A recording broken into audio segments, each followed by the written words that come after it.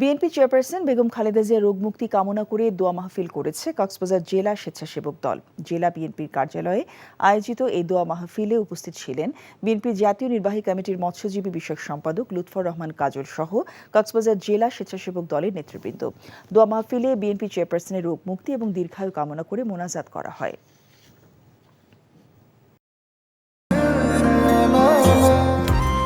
আমি মনে হয় তোমারে ভালোবাসি, মনে হয় না, আসলেই ভালোবাসি।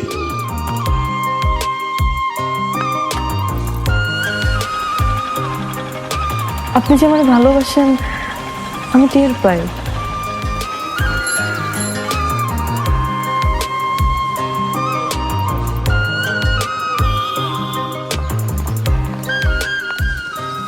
বুকের বাম পাশে যে ব্যথাটা হয়, ওই ব্যথাটার কাছে প্রশ্ন করে দেখো না, ভালোবাসো কিনা। টাকা 10 টাকা 10 টাকা ঘুরাইয়া দেখেন ভাগ্যের চাকা। Lottery lottery lottery.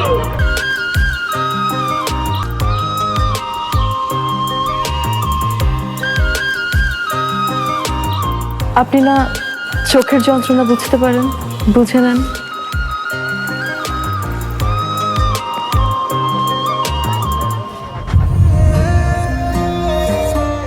কিন্তু পুরো জগৎ মিথ্যা বলতে পারে, মানুষের চোখ কিন্তু কখনো মিথ্যা বলে না।